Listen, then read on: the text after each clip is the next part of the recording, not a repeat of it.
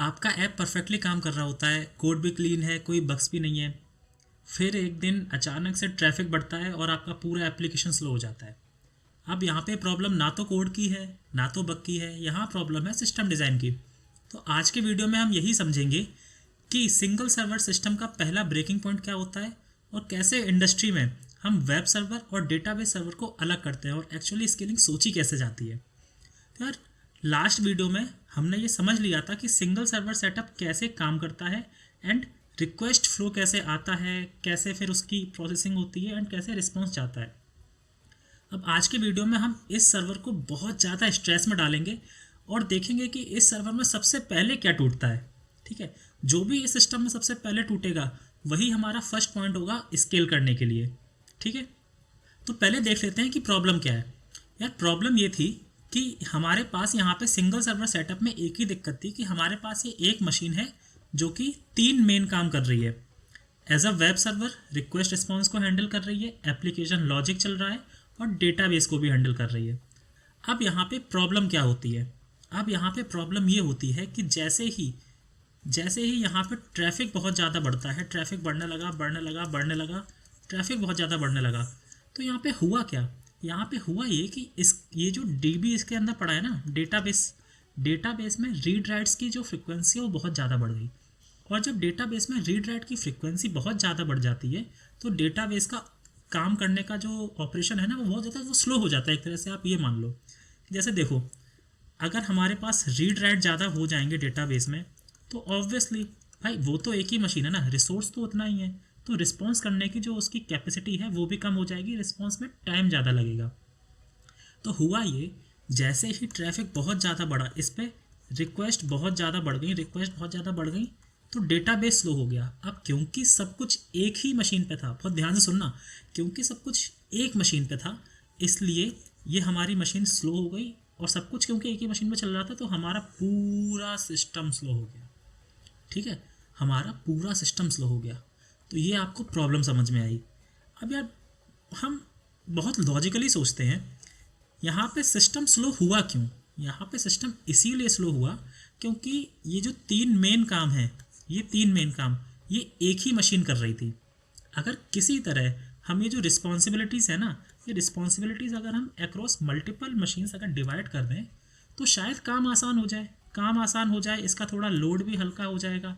और हमारा जब लोड हल्का होगा तो रिक्वेस्ट रिस्पॉन्स की जो कैपेसिटी है वो भी बढ़ जाएगी और ट्रैफिक अगर ज़्यादा बढ़ेगा तो उससे कोई इशू भी नहीं होगा, है ना, लेटेंसी कम हो जाएगी। ठीक है, तो इतनी बात हमें समझ में आती है। तो पहला लॉजिकल डिसीजन हम ये ले सकते हैं कि भाई हम क्या करते हैं, हमें जो रिस्पॉन्सिबिलिटीज़ है ना इन्हें सेपरेट कर देते हैं। ठीक है, तो यहाँ से कुछ समझ में आता है कि इस सिस्टम से हम अब पहुँच चुके हैं इस सिस्टम पे। अब इसमें खास बात क्या है, यहाँ पे देखो, यहाँ पे हमने क्या किया, ऊपर जैसे आपको दिख भी रहा है वेब एंड डेटाबेस सेपरेशन। यहाँ पे हमने क्या किया, हमने उस एक मशीन से एक और मशीन निकाल दी, डीबी, जैसे हमने बोल दिया डेटाबेस सर्वर। अब ये हमारा हो गया सिर्फ वेब सर्वर, ये हमारा हो गया सिर्फ डेटाबेस सर्वर। पहले हमारा सिंगल सर्वर था, वही वेब सर्वर का भी काम कर रहा था, वही डेटाबेस का भी काम कर रहा था। अब ऐसा नहीं है, अब वेब सर्वर अलग है, डेटाबेस सर्वर अलग है। ठीक है, तो ये सेपरेशन करने से फ़ायदा क्या हुआ यार? देखो, अब अगर ट्रैफिक बढ़ता है तो क्या होगा कि इस सर्वर को सिर्फ रिक्वेस्ट और रिस्पॉन्स ही हैंडल करना पड़ेगा। जो डीबी के रीड्स एंड राइट्स वाला जो काम है ना, जिसमें एक्स्ट्रा रिसोर्सेज इन्वॉल्व हो रहे थे, वो काम अब ये मशीन नहीं करेगी, वो काम करेगी अब ये वाली मशीन, जिसे हम बोल रहे हैं डेटाबेस सर्वर। ठीक है, तो अब हमें ये समझ में आ गया कि ट्रैफिक बढ़ने से अब हमारी कुछ ना कुछ जो स्पीड है, जो धीरे हो रही थी, जो स्लो हो रहा था हमारा सिस्टम, अब वो स्लो नहीं हो पाएगा। ठीक है, कुछ और भी तो फ़ायदे होंगे। अब देखो यार, बड़ा अगर हम लॉजिकली सोचें, पहले हमारे पास डीबी भी यहीं पे रखा था, वेब सर्वर भी हमारे पास यहीं था, तो अगर किसी तरह से ये वाली मशीन अगर करप्ट हो जाती, ख़राब हो जाती, बंद पड़ जाती, तो यार डेटाबेस भी तो करप्ट हो जाता, हमारा डेटाबेस लॉस हो जाता। अब यार, डेटा लॉस होना यार बहुत बड़ी चीज़ होती है, डेटा हम लॉस नहीं होने दे सकते। तो यार, अब फ़ायदा क्या हुआ, हमने अब मशीन्स दोनों कर दी अलग अलग। तो अब अगर ये वाली मशीन एक बार को करप्ट हो भी जाती है, हमारा डेटाबेस सेफ रहेगा, हमारे डेटा को कोई दिक्कत नहीं होगी। पहला फ़ायदा तो ये हुआ इस सेपरेशन से कि हमारा जो फॉल्ट टॉलरेंस था ना वो बच गया, अगर ये मशीन ख़राब हो भी जाती है तो हमारा डेटाबेस सही रहेगा। दूसरा फ़ायदा ये हुआ कि अब क्योंकि रिक्वेस्ट हैंडल्स करने के लिए सेपरेट मशीन है और डीबी के रीट्राइट को हैंडल करने के लिए सेपरेट मशीन है, तो हमारा लोड कम हो गया और हमारा जो सिस्टम स्लो हो रहा था वो अब स्लो नहीं होगा ट्रैफिक के बढ़ने पर। दूसरा फ़ायदा ये। अब तीसरा फ़ायदा क्या है, अब देखो यार, जब हमारे पास सिंगल मशीन थी तो उससे हमें अब उसके अंदर 3 चीज़ें चल रही हैं। वेब सर्वर चल रहा है, एप्लीकेशन लॉजिक भी रन हो रहा है और डेटाबेस भी चल रहा है। अब अगर हम उसमें कहते हैं कि सिर्फ डेटाबेस को स्केल कर दो, तो यार अब सब कुछ एक ही मशीन पे पड़ा है, उसके अंदर से हम सिर्फ डेटाबेस को स्केल कर दें, ये थोड़ा टिपिकल काम हो जाता है ना। अब हम ऐसा कर सकते हैं, अब हम कहेंगे कि अगर डेटाबेस को स्केल कर दो तो हम चुपचाप से इस मशीन को उठाएंगे, इसे स्केल कर देंगे, मतलब स्केल करने का मतलब इसे अपग्रेड कर देंगे, है ना। सीपीयू बढ़ा दिया, रैम बढ़ा दिया, कुछ भी कर दिया। सिंगल मशीन में ये करना थोड़ा दिक्कत वाला काम हो जाता, ठीक है। तो अब हम इसे स्केलिंग और इसकी ट्यूनिंग हम सेपरेटली कर सकते हैं, इंडिपेंडेंटली कर सकते हैं। इसके करप्ट होने से हमारा डेटाबेस बच जाएगा और हाँ, हमारा जो सिस्टम स्लो हो रहा था ट्रैफिक के इंक्रीज़ होने पे, अब हमारा सिस्टम स्लो होने से बच गया, ठीक है। तो पहला लॉजिकल डिसीजन ये आता है कि आप वेब सर्वर को अलग रख दो, डेटाबेस सर्वर को अलग रख दो, तो हमारा सिस्टम थोड़ा सा अच्छा परफॉर्म करने लगेगा। आई होप आपको ये बात समझ में आ गई होगी। थोड़ा सा समराइज कर देते हैं। क्योंकि प्रॉब्लम ये थी कि एक ही मशीन पे सब कुछ चल रहा था, तो इंडिपेंडेंटली चीज़ों को स्केल करना मुश्किल हो रहा था जब हमारा ट्रैफिक बढ़ रहा था। तो बड़ा लॉजिकल सा था, एक ही मशीन पे सब चल रहा था, हमने कहा हम नहीं चलाएंगे, हम रिस्पॉन्सिबिलिटीज़ को डिवाइड कर देंगे। इसकी आप एनालॉजी समझ सकते हो। अब आप एक होटल में गए, वहाँ पे एक ही शेफ़ है बस, जब तक हमारे पास 2 या 3 कस्टमर्स आ रहे हैं तब तक तो वो डिश बड़े आराम से बना पा रहा है, कोई दिक्कत नहीं है। जैसे ही हमारे पास 2000-3000 कस्टमर आ गए तब वो एक शेफ़ हमारा काम पूरा नहीं कर पा रहा है, हमें मल्टीपल शेफ्स लगाने पड़ेंगे, ठीक है। इसी तरह से यहाँ पे भी हमने रिस्पॉन्सिबिलिटीज़ को डिवाइड कर दिया। आई होप आपको बात समझ में आ गई होगी। तो यार रिस्पॉन्सिबिलिटीज़ डिवाइड हो गई, ट्रैफिक बढ़ने पे अब हमारी दिक्कत नहीं हो रही है, तो क्या प्रॉब्लम सॉल्व हो गई? अब देखते हैं। अब हमने कहा कि पहले हमने थोड़ा ट्रैफिक बढ़ाया था, अब हम इस सिस्टम को थोड़ा और स्ट्रेस में डालते हैं। अब हमने ट्रैफिक कहीं ज़्यादा बढ़ा दिया, हमने ट्रैफिक बहुत ज़्यादा बढ़ा दिया। अब जब हम ट्रैफिक बहुत ज़्यादा बढ़ाएंगे ना, तब ये सर्वर बोलेगा अरे भैया नहीं, हम इतनी रिक्वेस्ट हैंडल नहीं कर सकते, इतनी रिक्वेस्ट हैंडल करने की मेरी कैपेसिटी ही नहीं है। अब ये सर्वर तो भाई फिर रोने लगा कि नहीं भाई, हम इतनी रिक्वेस्ट हैंडल नहीं कर सकते और इतनी रिक्वेस्ट हैंडल करने पर ये सर्वर हमारा ब्रेक हो जाएगा या फिर बहुत ज़्यादा स्लो हो जाएगा। तो अब सेकंड लॉजिकल डिसीजन आता है। पहला लॉजिकल डिसीजन था रिस्पॉन्सिबिलिटीज़ को हमने सेपरेट कर दिया। अब रिस्पॉन्सिबिलिटी तो एक ही है भाई, वेब सर्वर है और इसे सिर्फ रिक्वेस्ट हैंडल करनी है, लेकिन तब भी दिक्कत आ रही है, नहीं कर पा रहा है हैंडल। तो अब एक लॉजिकल डिसीजन ये आता है कि यार ये मशीन कैपेबल नहीं है ना इतनी रिक्वेस्ट को हैंडल करने में, तो हम ये करते हैं इस मशीन की थोड़ी पावर बढ़ा देते हैं, ठीक है, इस मशीन को और पावरफुल बनाते हैं। तो यार देखो अब हमने क्या किया, हमने इस मशीन की पावर बढ़ा दी। आप देख रहे हो, पहले छोटा सा था अब बड़ा कर दिया। बड़ा करने का मतलब हमने सीपीयू बढ़ा दिया, सीपीयू कैपेसिटी बढ़ा दी, रैम बढ़ा दी, ओवरऑल मशीन को हमने बहुत पावरफुल कर दिया। अब मशीन को पावरफुल कर दिया तो अब ट्रैफिक बढ़ने पे अब ये ज़्यादा ट्रैफिक को हैंडल कर पाएगा ऑब्वियसली। छोटी मशीन थी कम ट्रैफिक, बड़ी मशीन थी ज़्यादा ट्रैफिक। तो यार देखो ठीक है, सेपरेशन वाला काम भी हो गया, अब ये ज़्यादा ट्रैफिक को हैंडल कर सकता है। तो यहाँ से हमें ये समझ में आता है कि हाँ यार ये सेकंड डिसीजन भी ज़रूरी था लेना। अब हमने सिस्टम को स्केलेबल बना दिया है, ठीक है।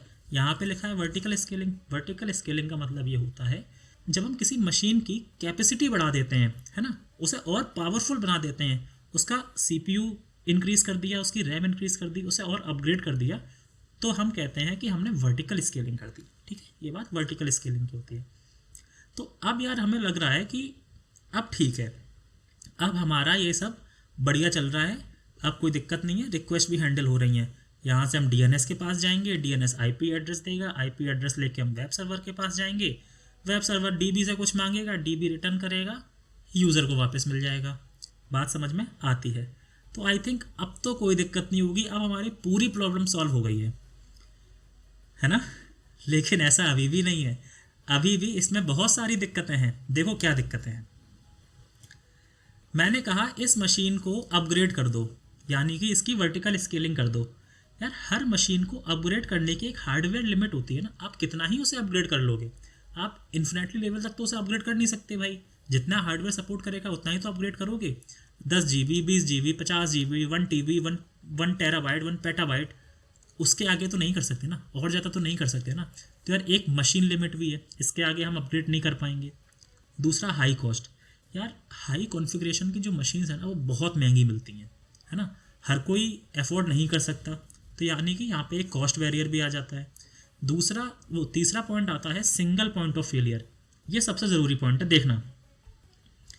यार मान लो कुछ ऐसा हो जाता है कि ये वाली मशीन जो है ना करप्ट हो जाती है पूरी तरह से, ये वाली मशीन ने काम करना बंद कर दिया। अब इस वाली मशीन ने अगर काम करना बंद कर दिया तो सोचो यहाँ से जो रिक्वेस्ट आ रही थी वो यहाँ पे कैसे जाएगी, नहीं जा सकती ना, क्योंकि ये वाली मशीन तो एक तरह से एब्सेंट हो गई है। अब ये वाली मशीन एब्सेंट हो गई है तो रिक्वेस्ट का फ्लो तो ब्रेक हो गया, रिक्वेस्ट का फ्लो अगर ब्रेक होगा तो हमारी तो पूरी एप्लीकेशन ही डाउन हो जाएगी ना, कुछ नहीं चलेगा। तो यानी कि यहाँ पे सिंगल पॉइंट ऑफ फेलियर है, हम single point of failure bear नहीं कर सकते। तो हमने सोचा तो था कि हमारा सिस्टम स्केलेबल हो गया है, लेकिन यहाँ पे और भी दिक्कतें आ गई हैं। समराइज़ करते हैं, एक मशीन लिमिट होती है, हम मशीन को इन्फिनेटली अपग्रेड नहीं कर सकते। दूसरा हाई कॉन्फ़िगरेशंस की मशीन में कॉस्ट ज़्यादा लगती है। और तीसरा यहाँ पे है सिंगल पॉइंट ऑफ फेलियर, अगर ये मशीन ख़राब होती है तो हमारा पूरा सिस्टम बैठ जाएगा, पूरा सिस्टम ब्रेक हो जाएगा। ठीक है, तो अब बात समझ में आती है कि अब लॉजिकल डिस्कशन एक और तीसरा डिसीजन हो सकता है कि यार देखो अभी के लिए हम मानते हैं कि एक कोई मशीन लिमिट है, एक कोई हाई कॉस्ट है, इन तीनों में सबसे क्रिटिकल क्या लगता है, हम पहले उसे सॉल्व करेंगे। जो चीज़ सबसे पहले टूट सकती है सबसे पहले उसे सुधारा जाएगा। तो यार चलो पैसा हम बहुत कमा लेंगे, कोई दिक्कत नहीं है, मशीन लिमिट चलो हम देख लेंगे भाई, मशीन लिमिट भी हम कर लेंगे। लेकिन जो सिंगल पॉइंट ऑफ फेलियर वाली बात है ना, ये क्रिटिकल इशू है। मशीन ख़राब हो गई तो रिक्वेस्ट का फ्लो टूट जाएगा, हम ये नहीं कर सकते। तो यार अब समझते हैं सिंगल पॉइंट ऑफ फेलियर आ क्यों रहा है। सिंगल पॉइंट ऑफ फेलियर इसीलिए तो आ रहा है ना क्योंकि यहाँ पे सिर्फ एक मशीन है। अगर यहाँ पे इसी के जैसी ऐसी दो मशीन्स होती तो सिंगल पॉइंट ऑफ फेलियर नहीं आता। क्यों नहीं आता देखते हैं। मान लो यहाँ पे एक की जगह है दो मशीन, अगर एक मशीन ख़राब भी होती है तो उसका काम दूसरा संभाल लेगी, अगर दूसरी ख़राब होती है तो ये पहली वाली संभाल लेगी, है ना। तो सिंगल पॉइंट ऑफ फेलियर इस केस में नहीं आएगा। तो यही तीसरा डिसीजन हम लेके चलते हैं। हम क्या करते हैं, इस एक मशीन की जगह हमने मल्टीपल मशीन्स रख दी, इस एक मशीन की जगह मल्टीपल मशीन्स रख दी। अब देखो वर्टिकल स्केलिंग था कि हमने एक मशीन को पकड़ा, उसे अपग्रेड करते रहे जब तक हो सकता है, तो वर्टिकल स्केलिंग थी। हॉरिजॉन्टल स्केलिंग क्या है कि हमने एक मशीन को पकड़ा और उसी के सेम कन्फिग्रेशंस वाली या फिर उसी के आसपास कन्फिग्रेशंस वाली हमने मल्टीपल मशीन्स ले ली। अब यहाँ पे एक मशीन नहीं है जैसे हम अपग्रेड कर रहे हैं, है ना, यहाँ पे मल्टीपल मशीन्स हैं। अब मल्टीपल मशीन्स अगर हमने ले ली तो अगर मान लो ये वाली मशीन ख़राब हो भी जाती है तो उसका काम ये दूसरी वाली मशीन संभाल लेंगी, है ना। अगर ये वाली मशीन ख़राब हो गई तो ये संभाल लेंगी।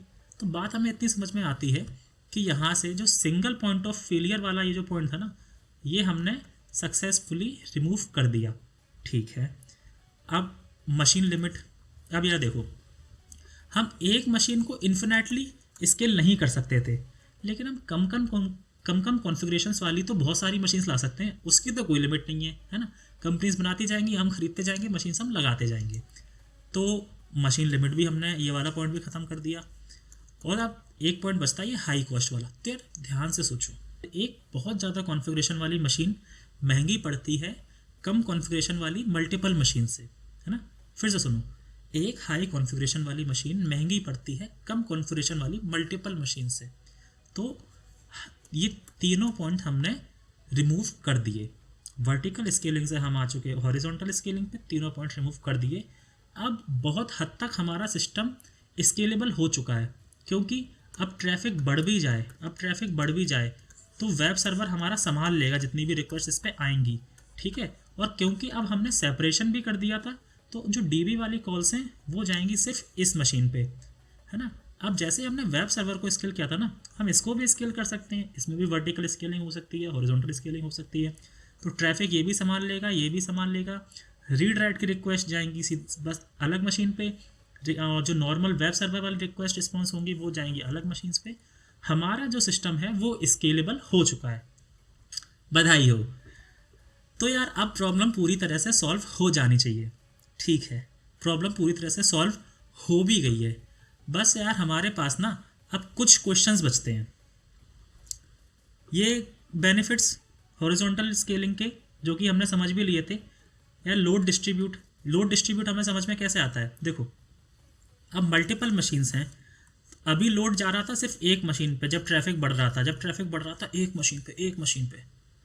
अब क्या हुआ, अब मल्टीपल मशीन्स आ गई हैं, तो अब लोड हमारा डिस्ट्रीब्यूट हो जाएगा।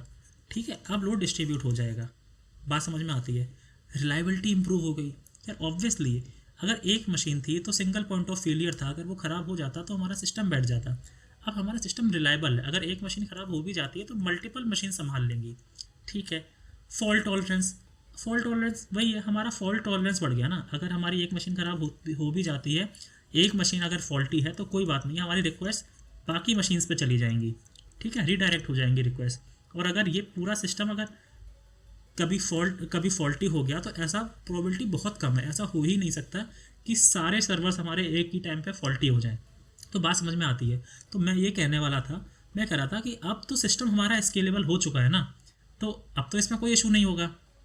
लेकिन आपके मन में यहाँ पर एक क्वेश्चन उठना चाहिए। ये है हमारा यूज़र है जो कि रिक्वेस्ट भेजे जा रहा है वेब सर्वर को। अब कौन सी रिक्वेस्ट किस वेब सर्वर पे जाएगी ये कैसे डिसाइड होगा, कौन सी रिक्वेस्ट किस वेब सर्वर पे जाएगी ये किस तरह से डिसाइड होगा, ये एक सवाल बनता है। इसके लिए भी सिस्टम डिज़ाइन में कोई ऑटोमेटिक कॉन्सेप्ट नहीं है। यहाँ पर भी सिस्टम डिज़ाइन में एक नया टर्म हम इंट्रोड्यूस करेंगे जिसे कहा जाता है लोड बैलेंसर। तो अगले वीडियो में हम यही समझेंगे कि लोड बैलेंसर कैसे काम करता है और कैसे हम ट्रैफिक को across multiple web servers distribute करते हैं। ये बहुत ही इंपॉर्टेंट बिल्डिंग ब्लॉक होने वाला है। और अगर आप अच्छे से समझना चाहते हैं कि सिस्टम डिज़ाइन में स्केलिंग कैसे होती है तो नेक्स्ट वीडियो बिल्कुल भी मिस मत करना। मेरा नाम है ऋषभ पांडे, ये था कोड स्कूल। मिलते हैं नेक्स्ट वीडियो में।